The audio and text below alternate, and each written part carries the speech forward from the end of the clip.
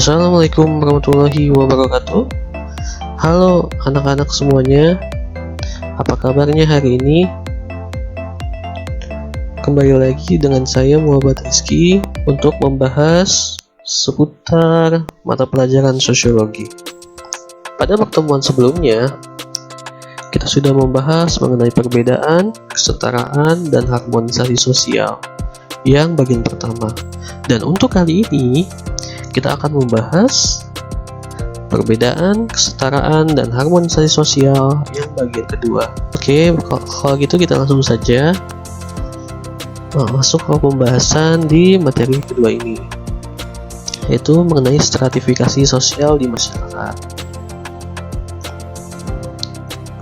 Tujuan pembelajaran. Poin pertama, setelah mengamati perbedaan sosial di lingkungan sekitar, peserta didik mampu mengklasifikasikan perbedaan sosial secara vertikal dan horizontal di dalam masyarakat.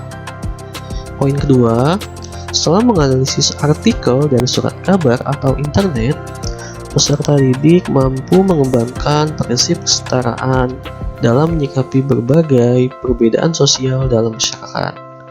Poin ketiga, setelah melakukan wawancara terkait upaya menciptakan harmonisasi sosial, peserta didik mampu menganalisis strategi yang tepat untuk menciptakan harmonisasi sosial dalam masyarakat melalui prinsip-prinsip kesetaraan.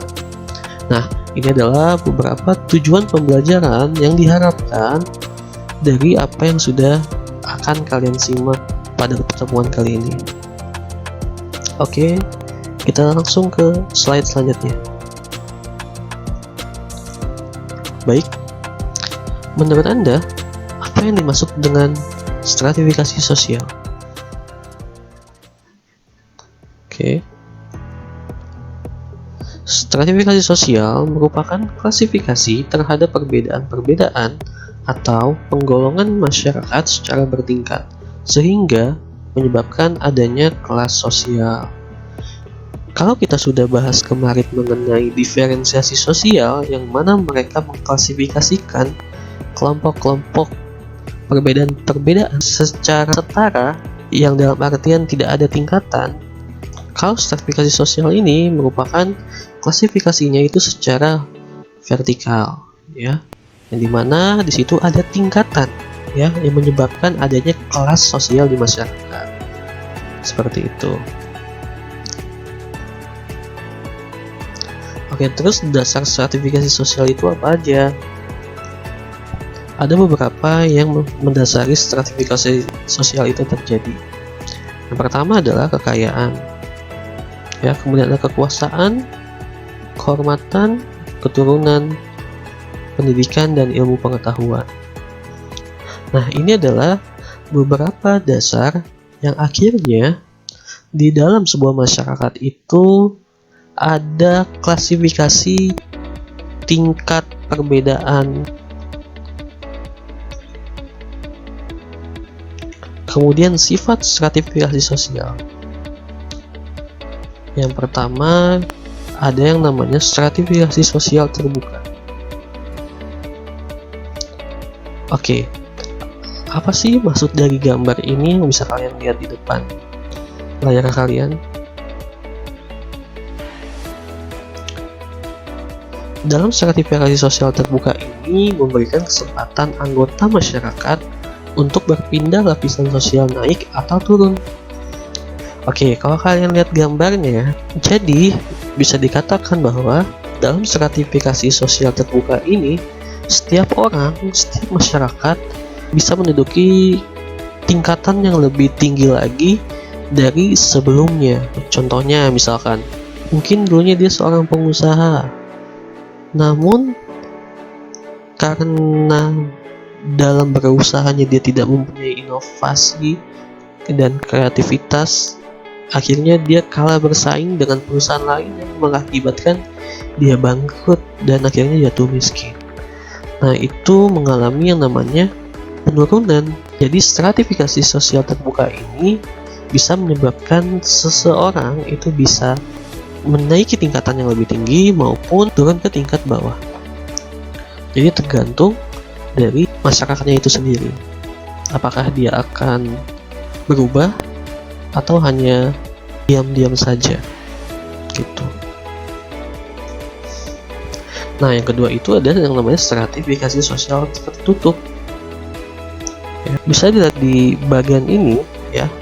Di situ ada pembatas ya dalam bagannya. Bisa dibilang bahwa setiap orang atau setiap masyarakat hanya bisa berputar-putar atau hanya bisa beraktivitas di dalam bagannya masing-masing dan tidak bisa naik ke atas maupun turun ke bawah. Karena dalam sertifikasi sosial tertutup ini kesempatan masyarakat untuk naik itu tidak ada. Beda dengan halnya yang tadi. Kalau yang tadi kan bisa naik, bisa turun. Nah, kalau dalam sertifikasi sosial tertutup ini tidak bisa. Terus bagaimana agar bisa mendapatkan posisi paling atas? Kita contohkan dalam masyarakat yang menganut sistem kasta. Ya, di Hindu Bali itu menganut dengan sistem kasta. Ya, kasta paling tinggi dia akan menempatkan posisi di paling atas. Bahkan kasta yang paling bawah itu akan menempatkan posisi paling bawah gitu. Jadi hal ini bisa dilakukan atau dilanjutkan melalui faktor keturunan ya.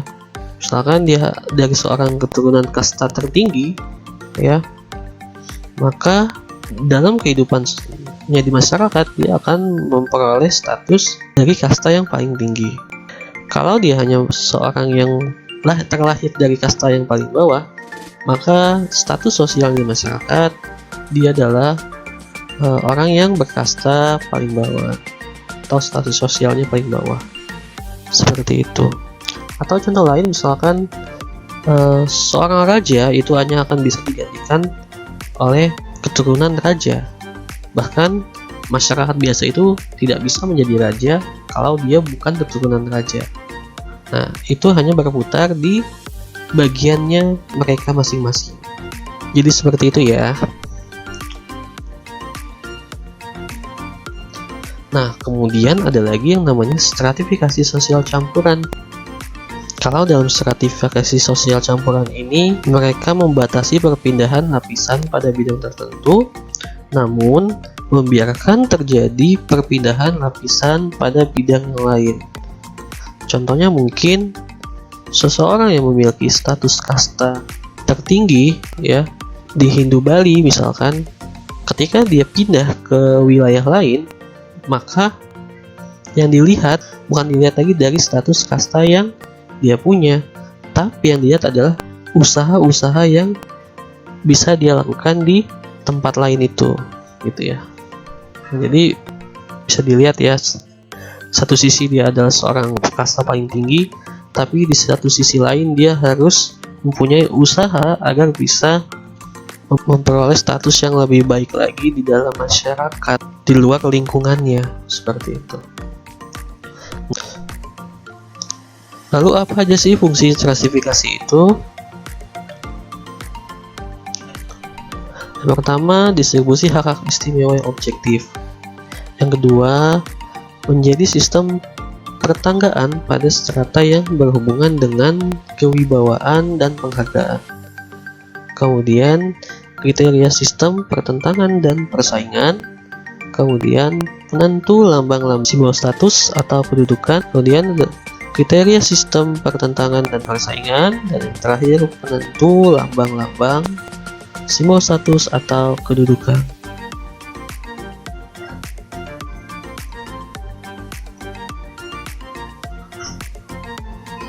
Oke, kalau gitu bagaimana kalau dilihat dari segi ekonomi dalam pelapisan sosial itu?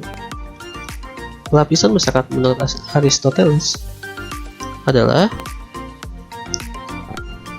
ya bisa lihat kalian bagiannya ya, ada kelas atas, kelas menengah, dan kelas bawah. Ini kalau kita tinjau dari segi ekonomi ya, perekonomian. Mungkin kalau kelas atas itu yang mempunyai, yang hidupnya serba berkecukupan ya. Yang kedua, kelas menengah yang mungkin saja kehidupannya bisa dikatakan cukup, namun masih di tengah ya tingkatannya.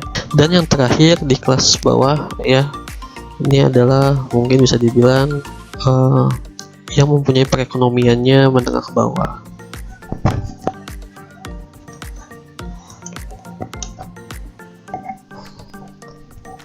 Kalau dalam bidang sosial, lapisan masyarakat secara sosial adalah sistem pengelompokan masyarakat menurut status. Umumnya, nilai status seseorang dalam masyarakat diukur dari prestis atau gengsi. Jadi bisa dibilang bahwa dalam bidang sosial atau dalam lapisan masyarakat secara sosial, itu pengelompokannya menurut status yang diterima seseorang itu di dalam masyarakat seperti apa gitu ya. Kemudian dalam bidang politik, secara politik lapisan masyarakat didasarkan pada wewenang atau kekuasaan. Makin besar wewenang atau kekuasaan seseorang, semakin tinggi lapisan sosialnya. Mungkin kalau misalkan kita lihat di sini, contohnya misalkan sebuah negara dipimpin oleh sebuah presiden. Nah, presiden itu mempunyai kekuasaan yang lebih tinggi, atau bisa dilihat stratifikasi sosial bisa lebih tinggi dibandingkan masyarakat. Ini contoh dari stratifikasi sosial secara politik. Oke, mungkin itu aja pembahasan kita hari ini. Kita sudah bahas tadi beberapa poin dalam stratifikasi sosial. Mudah-mudahan bisa dipahami dan dimengerti oleh semuanya, dan semoga pembahasan untuk hari ini itu bermanfaat untuk kita semua. Kurang lebihnya mohon maaf. Sampai ketemu lagi di pertemuan selanjutnya.